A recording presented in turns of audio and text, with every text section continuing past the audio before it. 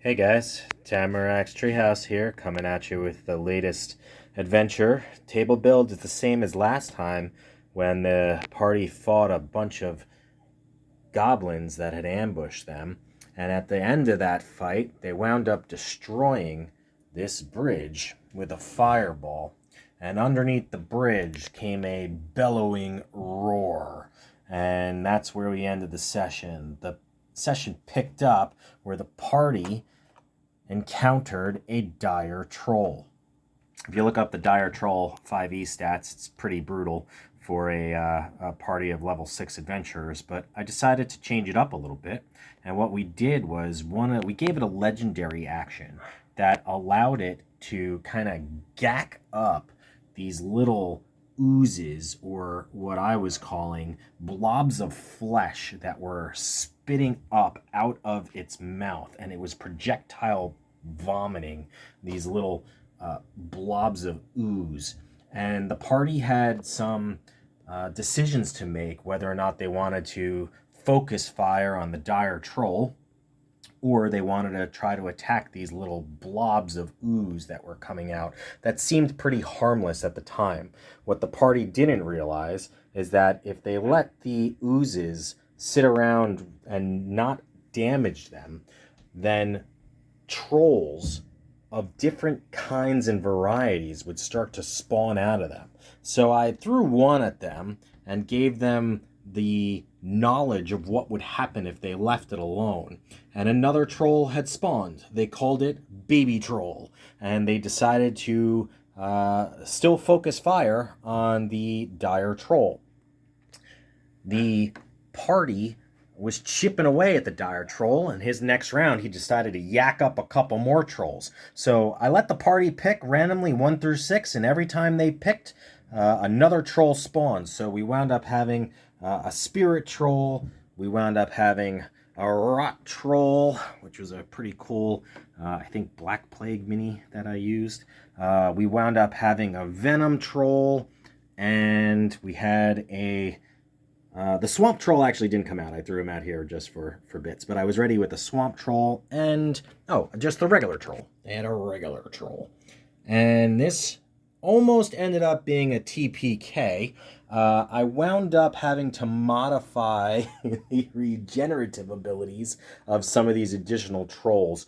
And we were down one of our party members, our wizard Sid, who popped in on his phone for just a couple minutes, slowed my dire troll for the full duration of the combat encounter. And meanwhile, the party was chipping away at these other trolls. I had to help them out a little bit, have a couple of the trolls fight each other, chip away at a couple of hit points there. But they were definitely using some of the resources, which is all I was really interested in. Instead of the 5 attacks from the dire troll, I gave each additional troll just one simple attack. The dire troll had 1 attack.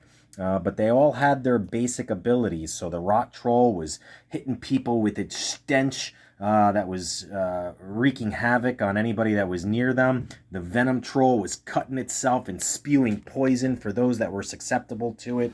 The spirit troll was passing through the party members and attacking whoever it wanted at will. So one of the resources that our homebrewed witch had to use was something that they got in the Feywild, which was a promise or a favor that they received when they helped out a tree ent that I named Willowbark.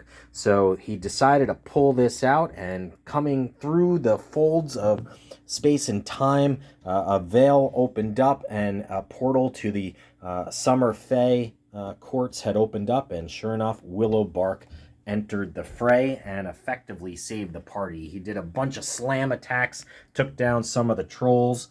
I think the regular troll and the rot troll finally finished them off, and the party was able to whittle away at the rest of them until they were finally safe. We had 3 characters that had gone down during the battle, so they used some healing potions, and they did some other maneuvers to keep everybody that had gone down up.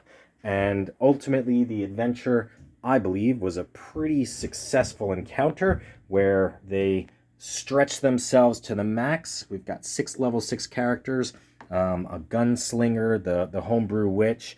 We've got a mouseling sorcerer. We've got the wizard who basically missed the session. We've got a reborn that was using his Echo Knight ability to bamf all over the place and attack people. And then we've got our monster slayer ranger that went down at one point, and we had to get him back up. So good encounter. Just some ideas how you don't have to keep the same stat blocks that are in an encounter. You could take a really strong boss fight and kind of dumb it down, or you could take a weak fight and raise it up and add different elements to the encounters and just see what that would be like for the party and how they would handle it. So wound up being hopefully a memorable adventure.